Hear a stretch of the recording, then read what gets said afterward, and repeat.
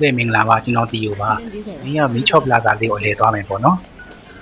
ကျွန်တော်ခုလာရဲ့ရွယ်ချက်လေးကတော့ဈေးဝယ်ဖို့ဆိုတာတဲ့ကင်လေးတွေဝယ်စားမယ်ခုကုတ်မှာမုံလေးတွေဝယ်စားမယ်ပေါ့ဗျာဒါလည်းပစ္စည်းတွေတော်တော်စုံနေဗျဟောရင်ခောက်ပြောတဲ့အင်းနာဈေးလိုပဲသူကလည်းဈေးချိုတဲ့ဈေးထဲမှာပါတယ်ဗျ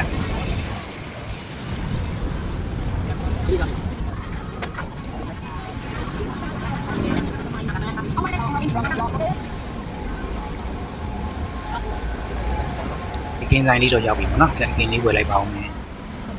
သူ့ပြောပါဆိုတော့ချောင်း15တက်ပေးရပါတယ်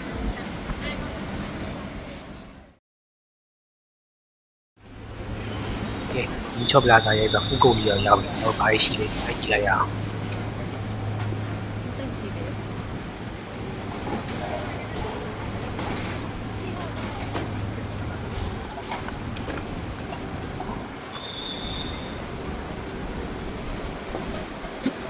base ပဲမှာခဏနေဝယ်စားပါမယ်အခုတော့လိုက်ကြည့်လိုက်အောင်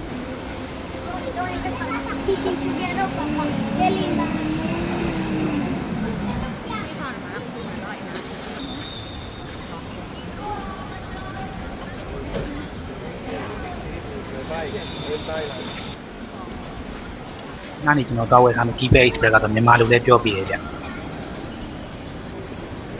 ကျွန်တော်မှာထားတဲ့တိုးသားပီဇာလေးနဲ့စက်သားပူရီကိုစီရောရပြီနော်ဒါလေးက149ဘတ်ပါဒီတိုးစီကတော့69ဘတ်ပေါ့နော်ဒီရှုပေးသူတယောက်ချင်းတဲ့အတိုင်းကိုကျေးဇူးတင်ပါတယ်ဗျ